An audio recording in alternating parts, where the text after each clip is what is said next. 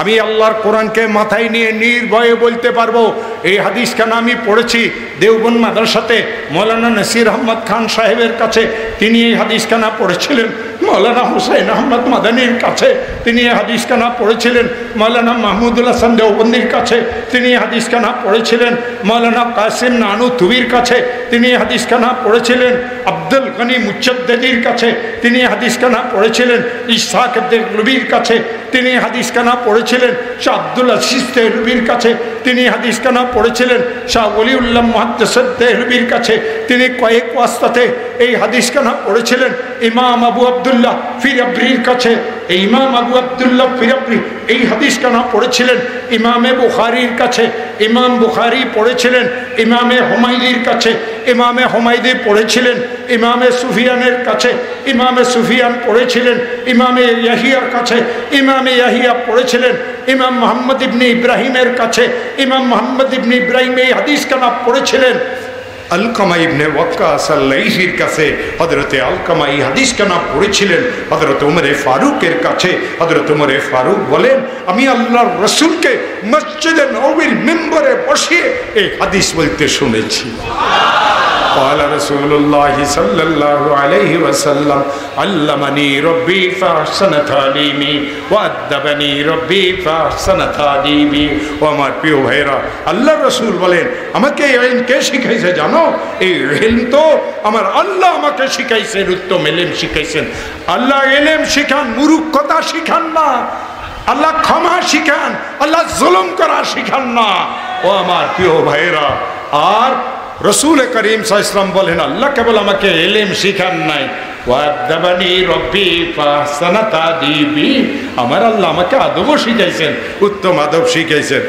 এখন আমরা মুসলমানেরা ভাগ ভাগ হয়ে গেছি। এক দলকে আমি ওই হুজুর মানি, আরেক দলকে এই হুজুরকে মানি না। আমি বললাম, দুই হুজুরের সিলসিলা যদি এক হয় আর তুই যদি একজনকে মানিয়ে আরেকজনকে অস্বীকার করস, তুই তোর পীরকেও মানস না। কথা বুঝে আসছে? আমার পিসাব ছিলেন আল্লামা শাহ আহমদ শফি রহমতুল্লাহ আলাইহি। আরও অনেক বুজুর্গানি দিন আছে, আমার মুরিদ একজনও নাই। গতকালকে আপনাদের কি বলে সুনামগঞ্জে ছিলাম, যার বাসায় ছিলাম, সে বলছে হুজুর আমাকে মুরিদ করতে হবে। আমি কইছি, আমার কাছে পীরেরা 14টা খেলাফত দিছে, একটা মুরিদও না, আমি মুরিদ করি না, পীরের অভাব এই দেশে নাই। কয় না হুজুর, আমার নিয়ত আপনার কাছে মুরিদ হমু। তো আমি কইছি, মুরিদ আমার কাছে হইবা, বাকি চরমনের যাকে পছন্দ লাগে তার থেকে তুমি সবক নিবা। যাই হোক, এটা আলাদা একটা কথা। হ্যাঁ আমার প্রিয় ভাইয়েরা, আমি খোলামেলাভাবে বলি, আমরা যারা হজরত মৌলানা আহমদ শফি সাহেব রহমতুল্লাহের খলিফা, আমাদের সিলসিলা হজরত গঙ্গুহি থেকে আসছে। আমরা যারা সন্দীপের হুজুরের খলিফা, আমাদের সিলসিলা হজরত গঙ্গুহি থেকে আসছে। আমরা যারা উজানির সিলসিলা, তাদের সিলসিলা হজরত গঙ্গুহি থেকে আসছে। আমরা যারা চরমনের সিলসিলা, আমাদের এই সিলসিলাও হজরত গঙ্গুহি থেকে আসছে। এখন কয় একজনকে মানি আরেকজনকে মানি না। আমি বলি, তুই কেউকে মানস না। কথা বুঝেন নাই?